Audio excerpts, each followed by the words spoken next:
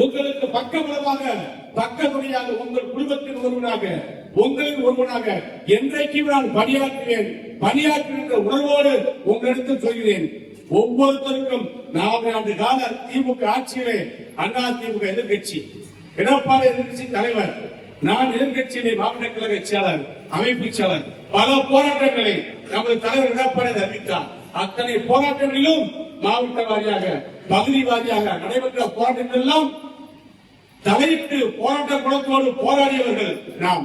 தமிழ்நாட்டு மக்களுக்காக, விருதுநகர் மாவட்ட மக்களுக்காக பட்டாசு பிரச்சனை வந்த நேரத்தில், அச்சக பிரச்சனை வந்த நேரத்தில், கிராம பிரச்சனை வந்த நேரத்தில், ஜிஎஸ்டி பிரச்சனை வந்த நேரத்தில், எந்த பிரச்சனை வந்தாலும் அதற்காக முன்னின்று மக்கள் போராட்டத்தை கைவிடுத்த கட்சி அனைத்து இந்தியா அதிமுக. அந்த நேரத்தில் எல்லாம் எடப்பாடியுடைய ஆணையற்று போராடி நம்மெல்லாம் கைது செய்யப்பட்டோம், மண்டபங்களிலே சிறை வைக்கப்பட்டோம்.